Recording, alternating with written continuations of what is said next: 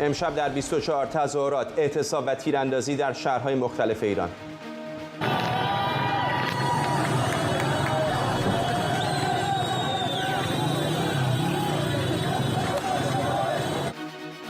از تهران تا بندرعباس تداوم اعتراضات کم سابقه در سراسر کشور در دومین روز از فراخوان عمومی. در ادامه اعتصابات سراسری بسیاری از کسبه در شهرهای مختلف ایران فروشگاه‌ها رو باز نکردند.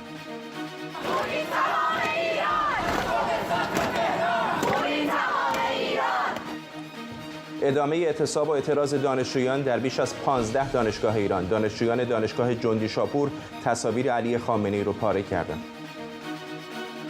و تلاش‌های جمهوری اسلامی برای آدمربایی و قتل مخالفانش در بریتانیا. MI5 گفته حکومت ایران در یک سال اخیر دست کم 10 بار تلاش کرده افرادی رو در بریتانیا ربوده یا به قتل برسونه.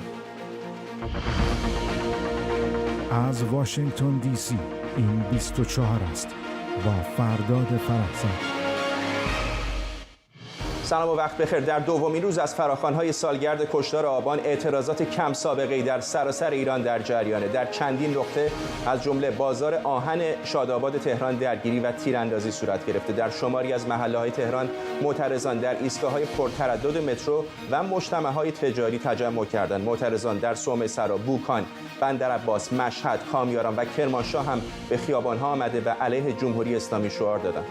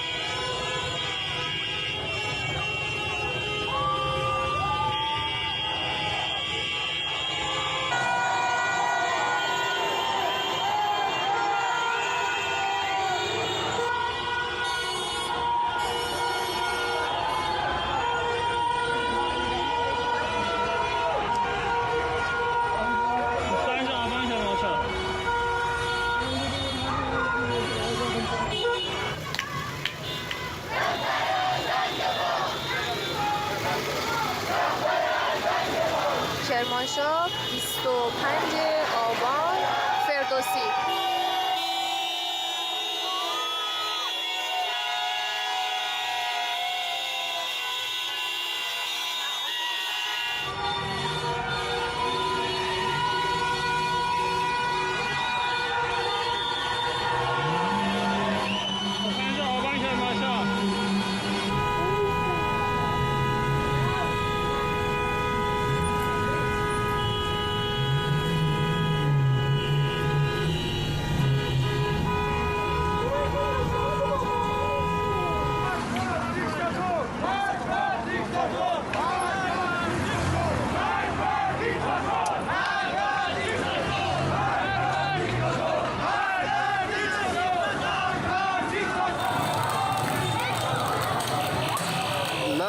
خامنه‌ای. امروز اهواز 25 آبان. مرگ بر خامنه‌ای، مرگ بر اصل ولایت فقیه. کیان پارکس اهواز. بر اساس ویدیوهای دریافتی، معترضان در ایزه استان خوزستان هم تا ساعت‌های پایانی شب در خیابان‌ها بودند. شماری از معترضان به ساختمان حوزه علمیه این شهر هجوم برده و اونجا رو به آتش کشیدند. این جدیدترین تصاویر از ایزه و چند شهر ناآرام دیگه.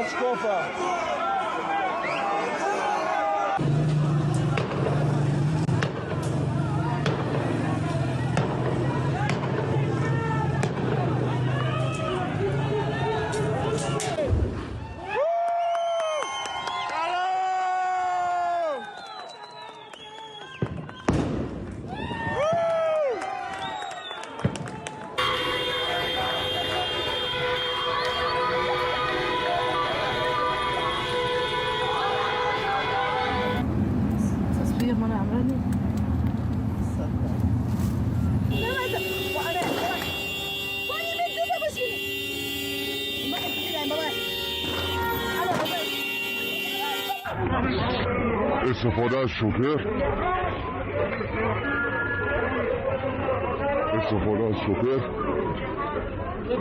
مرگ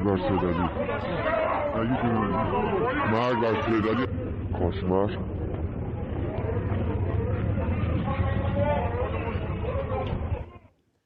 قبل از این تصاویر در مورد ایزه صحبت کردیم. گزارش‌های بیشتری از ایزه داره به دست ما میرسه. خبرگزاری نزدیک به حکومت جمهوری اسلامی دارن میگن که در ایزه چند نفر از نیروهای امنیتی هم کشته شدن. به نظر میرسه که تیراندازی گسترده‌ای در این شهر در جریان بوده. هنوز در مورد ابعادش نمیدونیم، با توجه به اینکه در ایزه به نظر میرسه که اینترنت وضعیت بدتری در مقایسه با شهرهای دیگر هم داره، اما شاهدان عینی از شنیده شدن رگبار مرتب گلوله در این شهر خبر میدم. به محض که جزئیات بیشتر به دستم برسه حتما شما را هم در جریان میذاریم. نارامی‌ها در بسیاری مناطق تهران هم ادامه داره. معترضان در ایستگاه‌های مترو مورد حمله خشونتبار پلیس قرار گرفتند.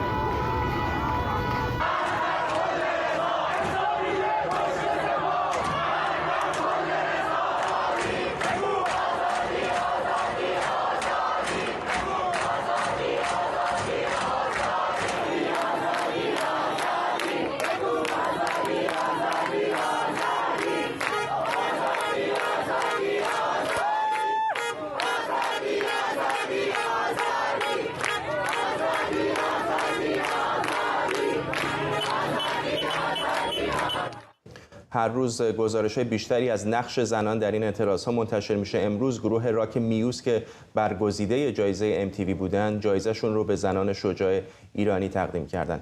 امروز ویدئویی هم در شبکه‌های اجتماعی از مقاومت دو دختر جوان منتشر شد که ایستادگی اونها باعث فراری دادن یک بسیجی شده. بشرا دستورنژاد، هنرمند چند رسانه، اینجا در استودیو به ما پیوسته. خیلی ممنونم که دعوت ما رو قبول کردید. نقشی که زنان دارن بازی میکنن بسیار پررنگه، هم در داخل ایران هم در خارج از ایران. میدونم که خود شما بسیار فعال بودید در این مدت، به خصوص اینجا در واشنگتن دی سی. میدونم که به این کارزار تحسن روبروی کنگره پیوستید. چطور میبینین اتفاقات رو؟ چطور میبینم که من بی‌نظیرن مردم ایران. یعنی هر روز که ویدیوها و پیام‌های مردم رو میخونم واقعا منقلب میشم از اینکه چه جوری یک جامعه‌ای که از همه نظر سعی شده برای بسته نگه داشتنشون، رشد نکردنشون، چجور با سرعت عجیبی رشد کردن. خصوصا اون قشر پیشرو جامعه رو که نگاه میکنم، بچهای دهه 70 80 رو، شجاعتشون تو اون سرکوب، تو اون شرایط اصلا بی‌نظیره. خودم یاد میگیرم ازشون. چه تفاوتی میبینید در این بچهای به قول شما دهه 80 که در نسل‌های قبلی کمتر میشد دید؟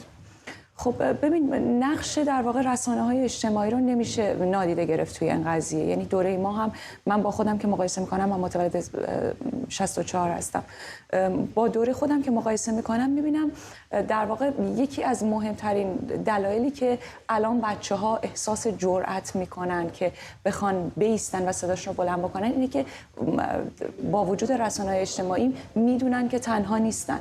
در زمان ما یه فضای گسلایتی اتفاق میافتاد که ما فکر میکردیم که من تنهام و اجتماع اطرافم چجوریه که اینا نمیبینن این حجم از زورگویی رو، و ما واقعا فکر میکردیم که تنها راه اینه که از ایران بریم. ولی ببخشید، ولی خوشحالم که برای بچه‌های الان اینجور نیست. متوجه هستم که چقدر شرایط سختیه و ممنونم که در این شرایط همچنان دعوت ما رو مرسی. قبول کردید. اشاره کردید به دوران دهه 60 و 70 که دورانی بود که فضا خیلی متفاوت بود.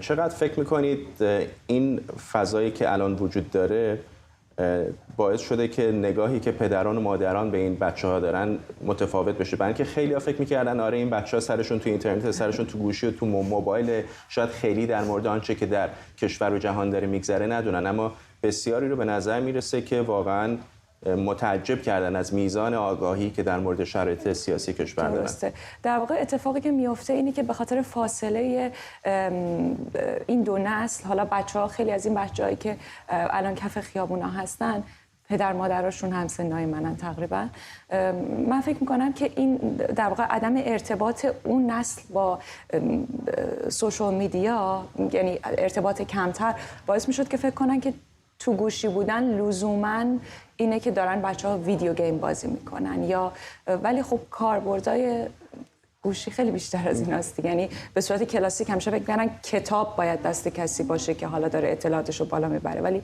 اون فرم کلاسیکش در واقع تغییر کرده. همه این اطلاعات داخل این دنیا هم دنیای بسته‌تری بود، اینطور نیست؟ به هر حال یعنی شاید ایران مثلا دهه 60 بیشتر شبیه کره شمالی بود از جهاتی، برای اینکه اونقدر شاید سفر نبود، همونطور که اشاره کردید شبکه‌های اجتماعی نبود، همین رسانه‌های فارسی زبان ماهواره خارج از کشور نبود، یا تک و توک بود که حدوداً 20 سال پیش اولین‌هاش شروع کردن به پخش کردن و در اون فضا آدم احساس خوف بیشتری می‌کردن، یعنی احساس تنهایی می‌کرد. الان فکر می‌کنم اگر اشتباه می‌کنم من اصلاح کنین، این شبکه‌های اجتماعی دست کم این امید رو به آدم میده که یک جهان دیگری هم وجود داره که صدای آدم بشنوه. دقیقاً. یعنی اون استانداردی که برای ما در دوره ما در نظر میگرفتن، با کارتونایی که نشون میدادن، با فضایی که در چون رسانه دست صدا و سیما بود، اون چیزی رو که به عنوان استاندارد برای ما معرفی میکردند در واقع در فضای الان شکسته شده.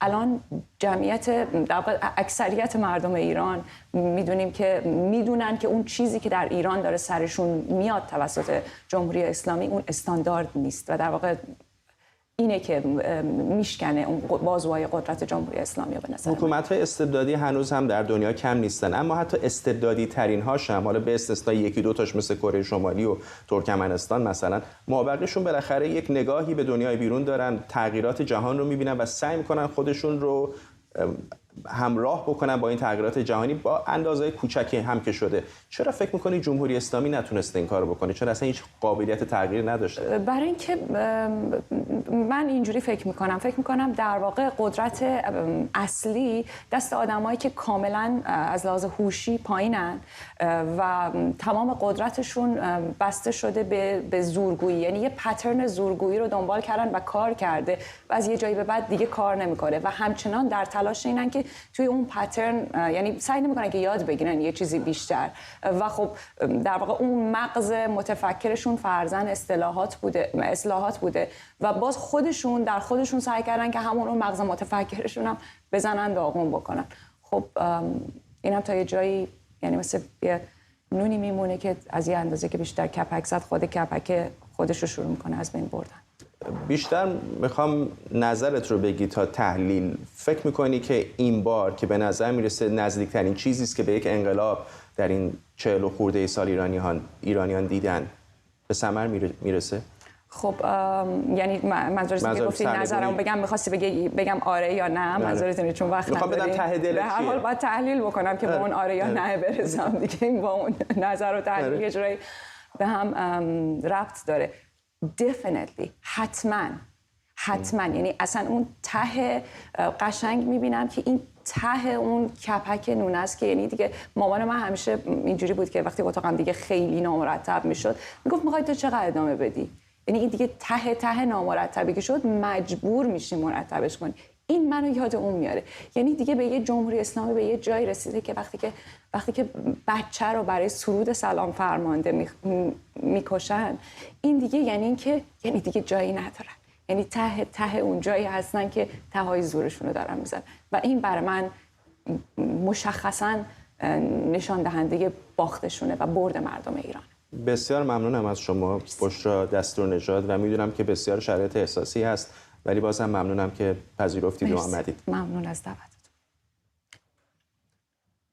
همزمان با اعتصاب‌ها و اعتراضات سراسری دست کم 15 دانشگاه ایران صحنه تحصن و درگیری دانشجویان و نیروهای امنیتی بودند. در تبریز نیروهای انتظامی مقابل دانشگاه این شهر مستقر شدند. در اهواز دانشجویان دانشگاه جندی شاپور تصاویر علی خامنه‌ای رو پاره کردند و صدها دانشجوی دانشگاه علم و صنعت هم با انتشار بیانیه‌ای سکوت اساتید دانشگاه و همراهی برخی از اونها با حکومت رو ننگین‌ترین اتفاق در تاریخ 90 ساله این دانشگاه توصیف کردند.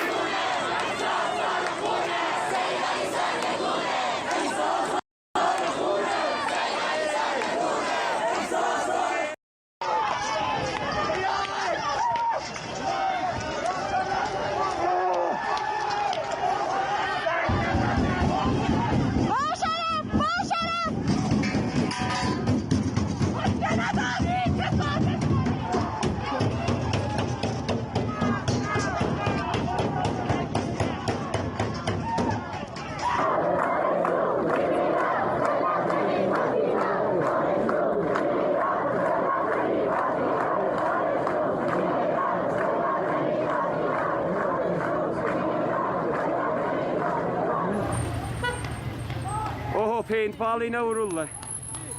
Vururlar paintballina.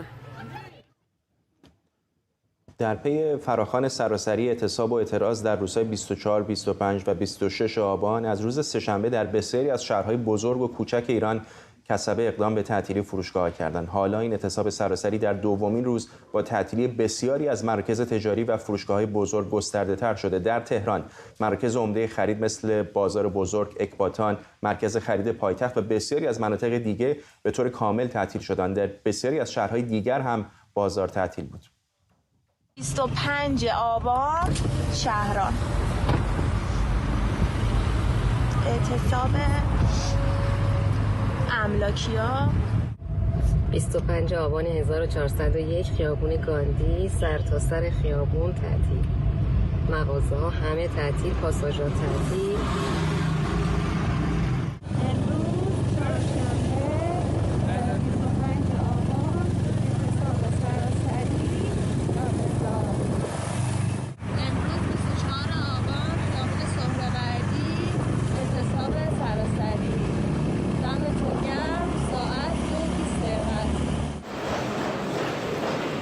بازار تهران، بازار بزرگ، امروز 25 آبان.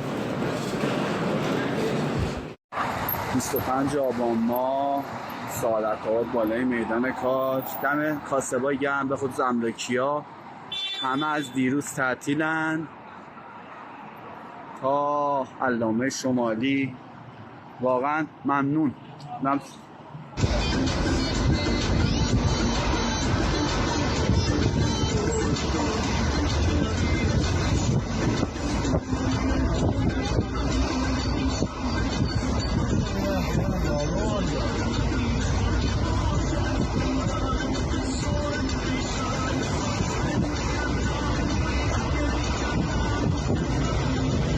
25 آبان خیابان مطهری اصفهان همه اعتصاب کردن، مغازه ها رو بستن.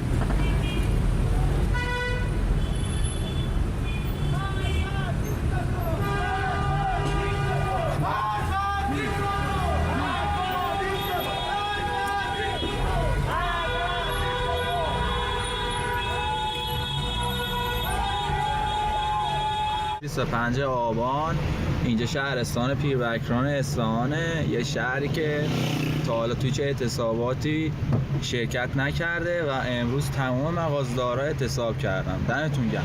ساعتم الان 7. در شهرهای قائمشهر، کرج و کرمانشاه هم عمده فروشگاه‌ها تعطیل بودند. 25 آبان قائمشهر اعتصاب سراسری، مردم مغازه ها رو بستن.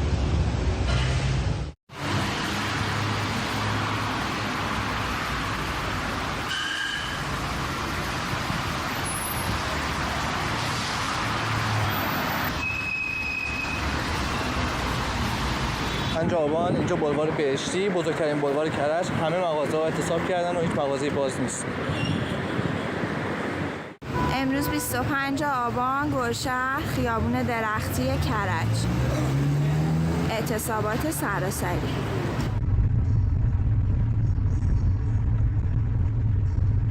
25 آبان ماه 12:45 کرمانشاه خیابان جوانشی به سمت میدان آزادی کمشش کلوغه.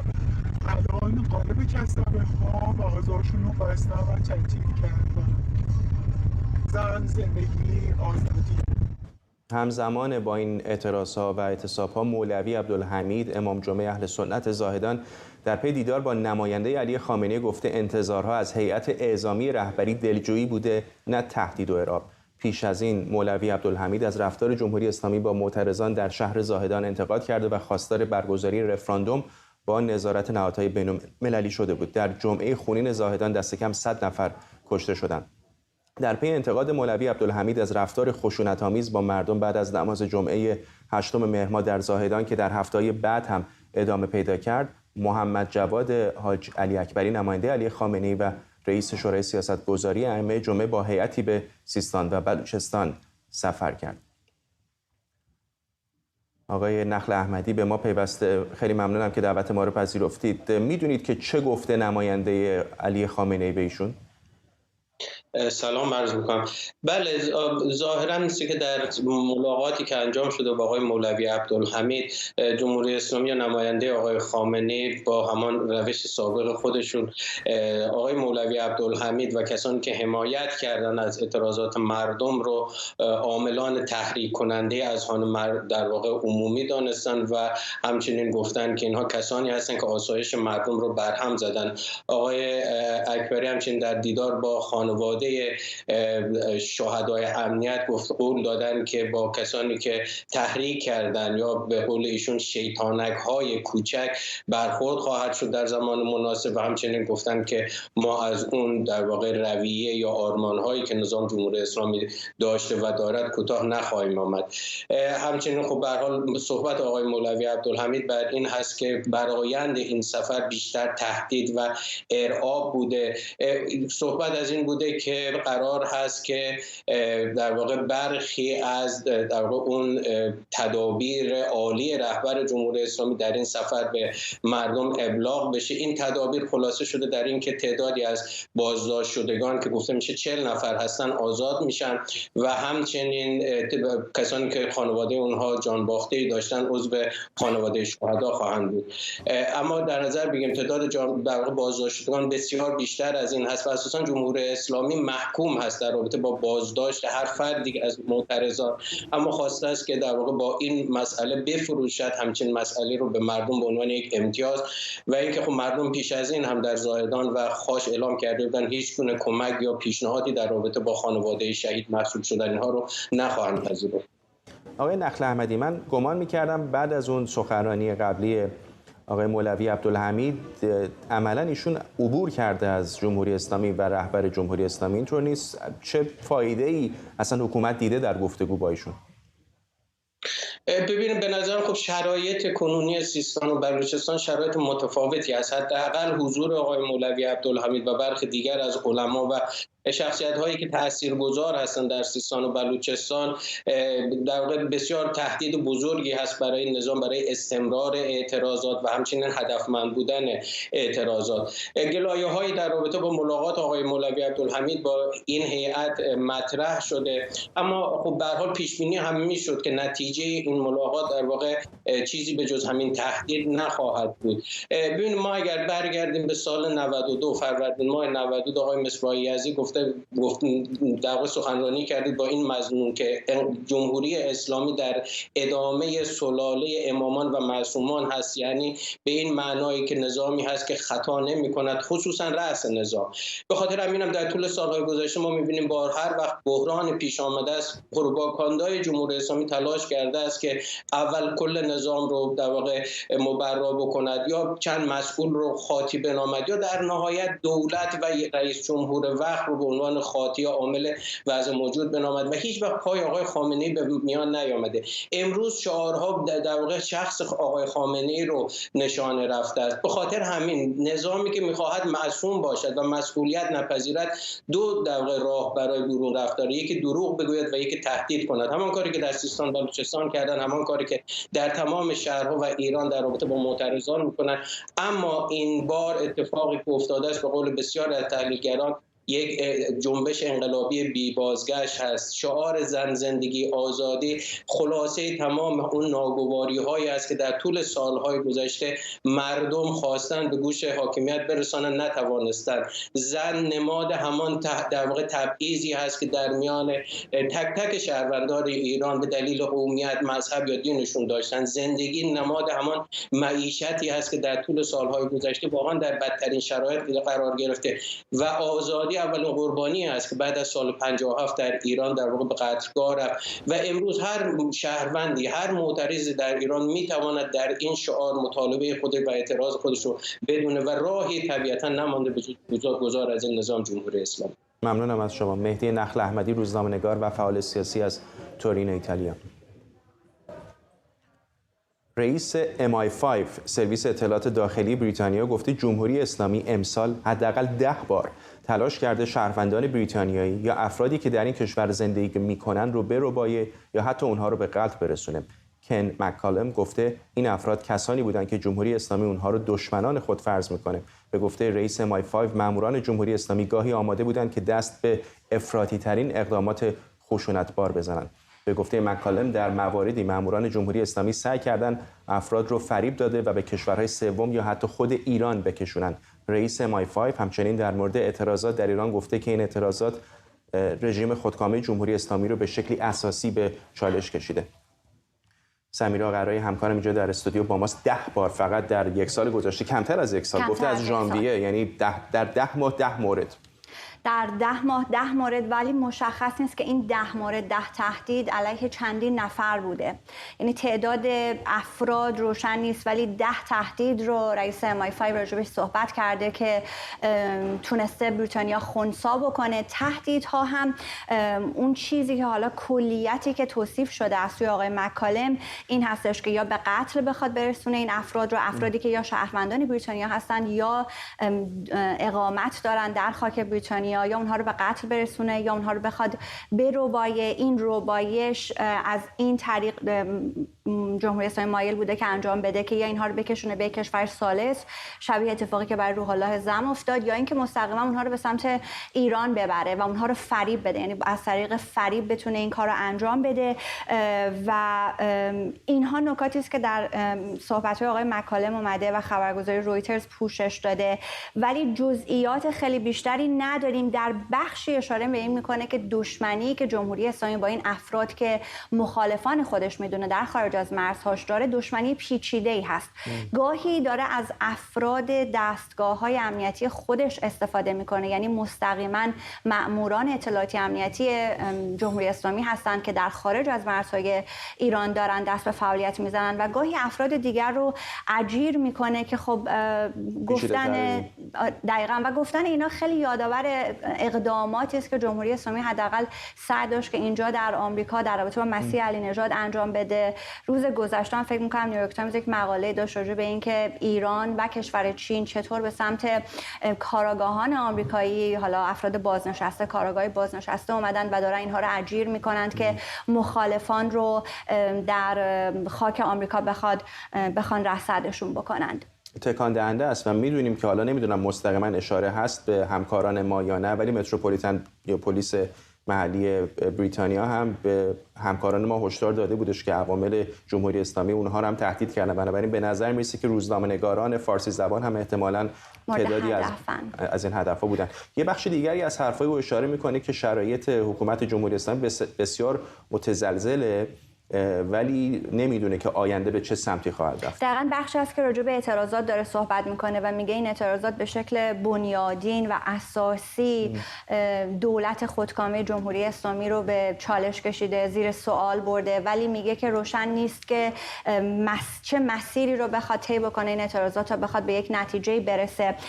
گذشته از حالا بریتانیا، چون صرفاً الان مسئله بریتانیا نیست، در اردیبهشت ماه خود ایران اینترنشنال یک گزارش اختصاصی داشت از اقدامی که سپاه پاسداران شاخه قدسش، یعنی نیروهای قدس سپاه پاسداران می‌خواستن در ترکیه، آلمان و فرانسه انجام بدن. افرادی رو در خاک این سه کشور می‌خواستن ترور بکنند.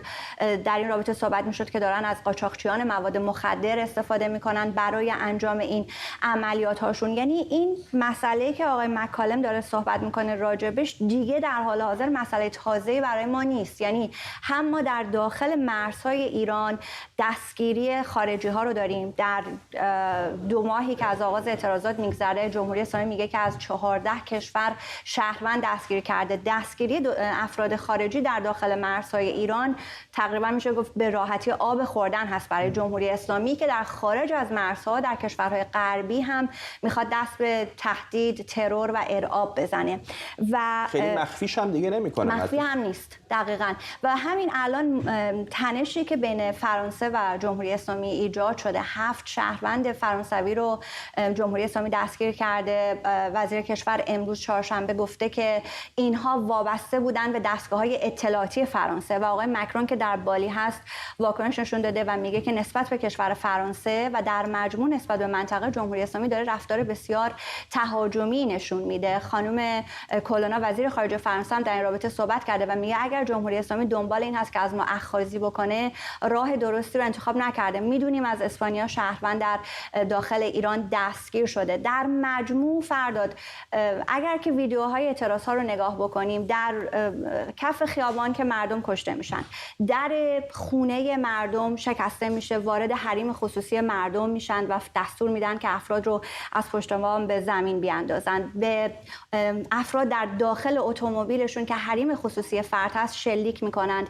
وقتی که یک در مانع از این ورود به حریم خصوصی، مانع از ارعاب نمیشه، میشه به این فکر کرد که مرز هم مانع نمیشه و اگر که جمهوری اسلامی به تعهدات خودش به عنوان یک دولت در قبال ملت پایبند نیست، از اون طرف به تعهدات بین‌المللی خودش در قبال دول دیگر هم پایبند نیست. و نکته‌ای که در نهایت وجود داره پاسخ‌های متناقضی است که تا الان جامعه جهانی به ارعاب‌های جمهوری اسلامی داده. شاید روز گذشته بود که آقای ملی که الان در پاریس هست از این صحبت می‌کرد که یک مکانیزم یک پارچه‌ای باید وجود داشته باشه برای کشورهایی که شهروند در داخل ایران در زندان دارند و اینها به شکل یک پارچه جواب بدن، به شکل هماهنگ با هم عمل بکنن و این هماهنگی حداقل تا پیش از این اتفاق نیفتاده بود. در طول ده‌ها همین کشور فرانسه تسلیم شده بود در رابطه با استرداد علی وکیلی راد که قاتل بختیار بود که خانم کلوتیلد رایس رو ایران آزاد کرد. بارها شده خود آمریکا هم معاوضه زندانی کردند، پول در برابر زندانی انجام شده، ولی شاید الان با توجه به تعداد زیادی که زندانی خارجی در ایران هست کشورها بتونن به یک مکانیزم برسند و با افشا شدن طرح‌های جمهوری اسلامی در بریتانیا و آمریکا مشخصاً و در ترکیه، آلمان و فرانسه شاید کشورها بتونن که یک پاسخ یک پارچه و منسجمی بدن به جمهوری اسلامی. ممنونم از تو سمیرا قرایی اینجا در استودیو. ایران اینترنشنال گفته قطر مانع ورود خبرنگاران این شبکه برای پوشش اخبار جام جهانی شده. این در حالیه که ایران اینترنشنال قصد داشته برای پوشش رسانه‌ای جام جهانی 2022 گروهی شامل گزارشگران، خبرنگاران و تجهیزات کامل تلویزیونی رو به قطر اعزام کنه. مجوز ورود 7 خبرنگار شبکه ایران اینترنشنال پیش از آغاز شدن اعتراضات ایران صادر شده بود. ایران اینترنشنال با انتشار بیانیه‌ای این تصمیم رو به دلیل همکاری قطر با جمهوری اسلامی و با هدف جلوگیری از بروز هر گونه مشکل در طول مسابقات خوانده. ابراهیم رئیسی اخیراً نگرانیش را از پوشش اخبار مرتبط با تیم ملی فوتبال ایران در جام جهانی قطر ابراز کرده بود. او در عین حال به وزارت خارجه دستور داده بود با همکاری با مسئولان قطری از بروز مشکلات احتمالی پیشگیری کنند. رضا محدث همکارم از لندن با ماست که خود او هم قرار بود به دوحه قطر سفر بکنه. رضا تصویر دقیقی به ما بده که دقیقاً چه اتفاقی افتاد. فرداد اگر بخوام خیلی ساده توضیح بدم، مثل همه شبکه‌های تلویزیونی، مثل همه شبکه‌های رادیویی، ایران اینترنشنال بخش ورزشش از چند ماه قبل داشت آماده می‌شد که در حقیقت مهمترین رویداد ورزشی جهان، اگه نباشه مهمترین رویداد فوتبالی جهان رو به صورت کامل پوشش بده برای مخاطبان فارسی زبان و ایرانی و همچنین افغانستانی‌های عزیز از طریق افغانستان اینترنشنال پوشش کامل بده و تدارک همه چیز هم دیده شده بود، از محل اقامت بچه‌های ایران اینترنشنال، بلیط هواپیما، استودیویی هست، استودیویی که قراره اونجا برنامه تولید بشه به صورت زنده تقدیم بینندگان بشه و تمام مجوزهای لازم، درخواست مجوزهای لازم برای بچه‌های ایران اینترنشنال انجام شده بود، از قبیل درخواست برای ویزا، درخواست برای آیدی کارت مسابقات و همچنین درخواست برای آیدی کارت کشور میزبان که اجازه فیلمبرداری و ورود تجهیزات. اما متاسفانه به طور مثال من خودم رو اگر بخوام مثال بزنم 2 ماه قبل یا حتی شاید 3 ماه قبل، ماه آگوست بود و مرداد ماه، دقیقا میتونم بگم که 23 مرداد ماه بود که ویزای من صادر شد از طریق دولت قطر و این ویزا رو من داشتم تا حدودا 3 هفته پیش که بدون هیچ توضیحی ویزای من از حالت اپروو و قبول شده به حالت باطل شد. نامه به دست من رسید که ویزای شما دیگه اعتبار نداره و منتظر باش. همون موقع فدراسیون جهانی فوتبال فیفا آیدی کارت من، مجوز حضور من در مسابقات رو تایید کرد. من به وبسایت کشور میزبان رفتم، اونجا نام خودم رو ثبت نام کردم و گفتم که میخوام وسایل رو تجهیزات ماهواره‌ای و پخش زنده رو با خودم بیارم. همین الان هم اگر تشریف ببرید به اون وبسایت، بعد از حدود 3 هفته اونجا من در حال انتظار هست. ویزای من بعد از 3 هفته که یک بار صادر شده اون همچنان در حال منتظر هست. و این نکته رو بگم، فرداتی یه کاری کردن برای بچه‌های ایران اینترنشنال، هر کدومشون یه نقص مدرک دارن. یعنی اگر 3 مرحله داشته باشه ورود به قطر، یکی گزینه 1 رو داره، گزینه 2 و 3 رو نداره، یکی گزینه 2 و 3 رو داره، گزینه 1 رو نداره. به این طریق کارشکنی کردن که به هر حال تیم ایران اینترنشنال نتونه وارد قطر بشه و اونجا پوشش خبری لازم رو داشته باشه. ممنونم از تو رضا محدث، همکارم از لندن، و بدون شک این رسوایی بزرگ برای برگزار کنندگان این جام جهانی است و مطمئنم که توجه رسانه‌ای بین‌المللی هم به زودی دریافت میکنه. یک نفتکش اسرائیلی در سواحل دریای عمان هدف حمله پهپادی قرار گرفته. منابع اسرائیلی جمهوری اسلامی رو عامل این حمله عنوان کردن. خبرگزاری آسوشیتد پرس از قول یکی از مقامات اسرائیل گفته نفتکش پاسیفیک زیرکان سه‌شنبه شب از سوی یک پهپاد شاهد 136 مورد حمله قرار گرفته. بنا به همین گزارش به غیر از آسیب جزئی به بدنه، گزارشی از مصدومیت خدمه یا نشت نفت دریافت نشده. مقامات جمهوری اسلامی هنوز در باره این موضوع واکنشی نشون ندادن. پیشتر جمهوری اسلامی پهپادهای مشابه رو در اختیار روسیه قرار داده بود. همزمان آسوشیتد پرس از آزادی 2 نفتکشی خبر داده که 6 ماه پیش از سوی سپاه پاسداران در خلیج فارس توقیف شده بودند. در واکنش به خبر حمله به نفتکش اسرائیلی، جک سالیوان مشاور امنیت ملی کاخ سفید گفته از نظر آمریکا احتمالاً این حمله از سوی ایران رخ داده. پیش از این هم جمهوری اسلامی کشتی‌های اسرائیلی رو در منطقه هدف قرار داده بود. فرزین ندیمی تحلیلگر امور دفاعی امنیتی از واشنگتن با ماست. آقای ندیمی، چطور میشه که همچین اتفاقی عادی و نرمال میشه که یک نفتکش تجاری رو یک کشور دیگر با پهپاد بزنه؟ بله، ظاهرا در منطقه خلیج فارس و دریای عمان این اتفاق دیگه عادی شده، به طوری که کشورهایی مثل ایالات متحده که فرماندهی مرکزی در کنار یک ائتلاف بین‌المللی وظیفه حفظ امنیت این منطقه رو و امنیت خطوط کشتیرانی منطقه رو به عهده دارن، تقریبا خیلی میتونم بگم راحت از این مسئله میگذرن، با وجود اینکه خب بله تحقیقات کامل انجام میدن و براشون کاملا مشخص. اقدام جنگی نیست آقای ندیمی؟ میشه گفت اقدام جنگیه، ولی چون در محدوده خاکستری انجام میشه و کشوری که اون رو انجام میده به روشی این کار میکنه که در حقیقت نقش خودش در اون رو میتونه پنهان بکنه، در نتیجه طرفای دیگه میتونن از این بابت مسئولیت رو از سر خودشون بردارن. ولی موضوع اینجاست که امنیت کشتیرانی در منطقه بسیار مسئله مهمی هست، در یکی از مهمترین آبراهای کشتیرانی دنیا و ایالات متحده هم اونجا نقش خیلی پررنگی داره.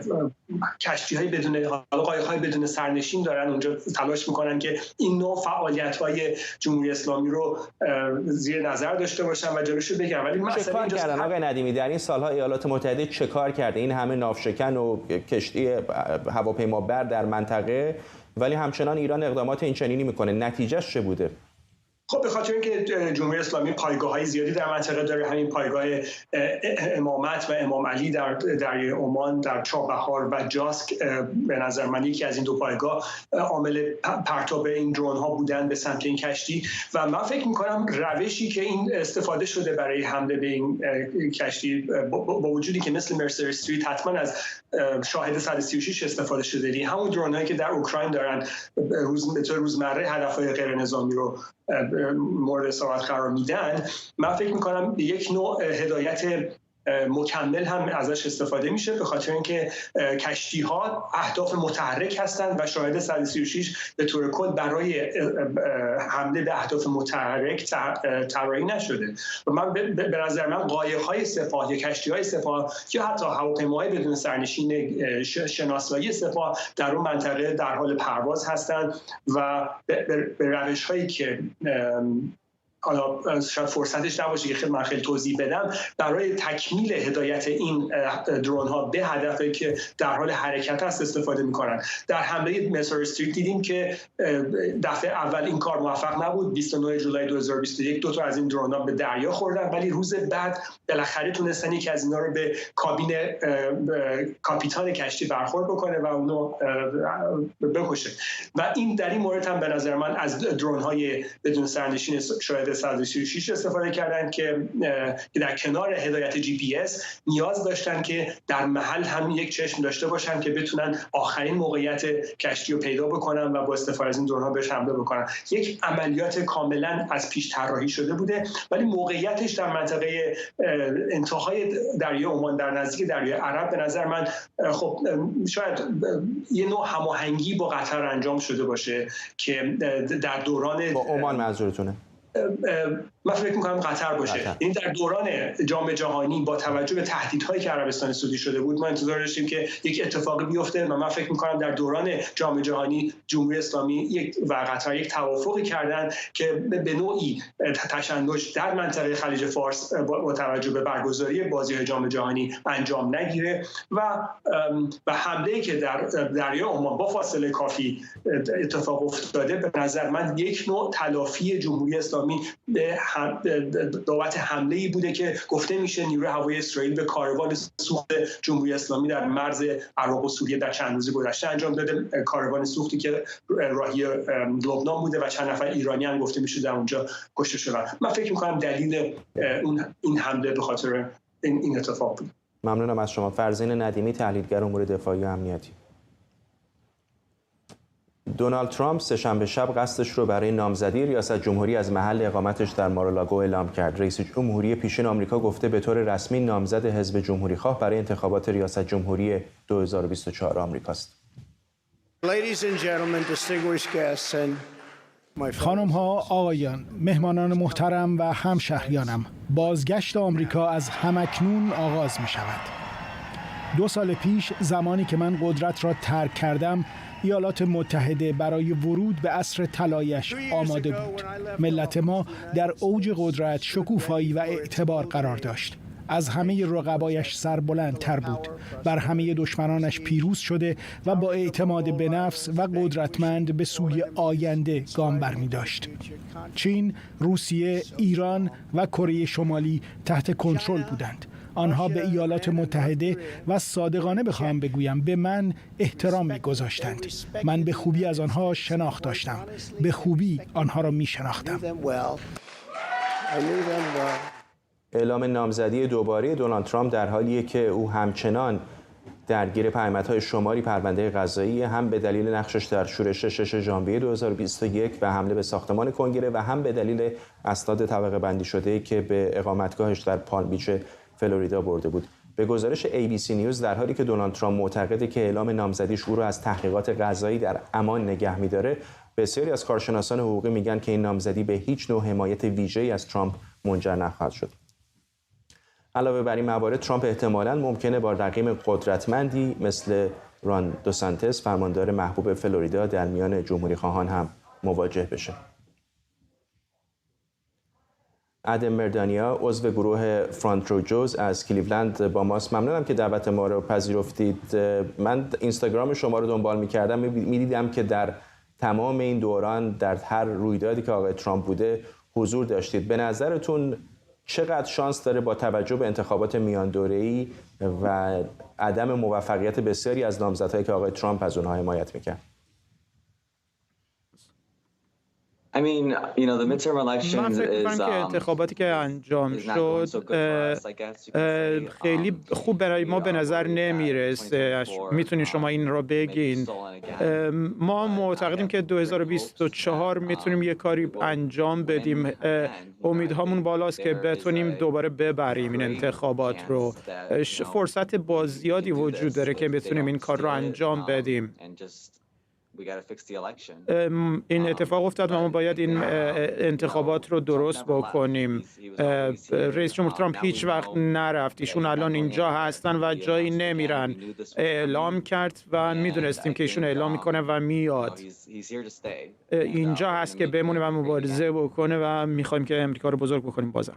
یک رقیب احتمالی جدی آقای ترامپ ممکنه داشته باشه و او فرماندار نسبتاً محبوب فلوریدا هست. فکر میکنید اگر آقای دو سنتز وارد رقابت ها بشه چقدر دونالد ترامپ همچنان شانس داره؟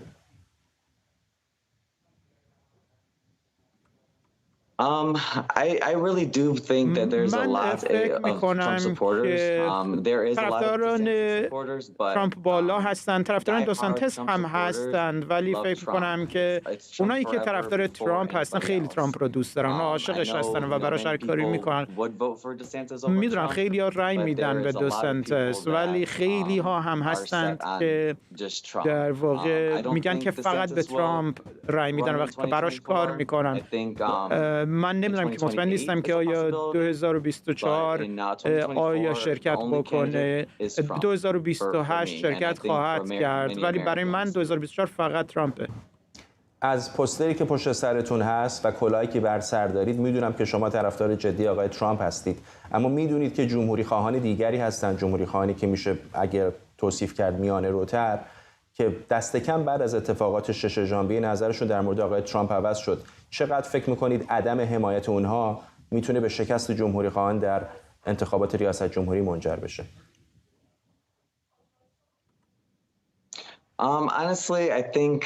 اگه بخوام راستش رو بگم، فکر میکنم که در واقع کسای زیادی هستند که جمهوری خواه هستند و دوست ندارند این وضعیت رو که وجود داره و فکر میکنن که در واقع مسئله 6 ژانویه فکر میکنن که در واقع تقصیر ترامپ بوده و من فکر میکنم که این مسئله هیچ در واقع تقصیر ترامپ نبوده اصلا. ما رفتیم اونجا که در تظاهرات شرکت کنیم، خیلی به صورت صلح‌آمیز. من خودم اونجا بودم، خیلی بودن اونجا، خیلی افراد زیادی بودن اینجا که فقط اومده بودن و داشتن لذت می‌بردن اونجا و داشتن شرکت می‌کردن. یک تظاهرات عادی و این به نظر من خیلی مسخره است این کاری رو که دارن با ترامپ انجام میدن در حال حاضر سر این قضیه. فکر نمی‌کنم که خیلی تأثیر بذاره، چرا که ما میدونیم که در واقع چه اتفاقی افتاد. من خودم اونجا بودم، همونطوری که گفتم. متاسفانه خیلی ها اونجا بودند که در واقع کارهایی رو کردن، چیزایی که نباید می‌کردن و باید عواقبش رو ببینن. من خودم بودم اونجا و دیدم که خیلی هم بودن مثل من که برای فقط تظاهرات رفته بودن و فکر نمی کنم که ترامپ در واقع تقصیر ترامپ بوده باشه. من فکر می کنم که ترامپ داره شرکت میکنه در انتخابات و من فکر می کنم که ایشون میبره این انتخابات رو. ایشون دور دومش رو نداشته و ما میخوایم که از این طریق آمریکا رو دوباره پس بگیریم و زندگی خوبی رو داشته باشیم. ترامپ نمیخواد که در واقع این کارو بکنه. ترامپ داره برای ما این کارو بکنه، وگرنه میتونست بره که زندگی خودش رو داشته باشه. ولی ما میخوایم که ترامپ بره اونجا و بره در واقع شرکت بکنه در انتخابات. ادم رادوگنا از فرانت روجوز از کلیولند اوهایو، ممنونم از شما. و همینطور ممنونم از شما که در این 24 ما رو همراهی کردید. این برنامه رو کمی دیرتر میتونید در یوتیوب ایران اینترنشنال هم ببینید. برنامه رو با تصاویری زنده از کاخ سفید همینجا در واشنگتن دی سی به پایان میبریم.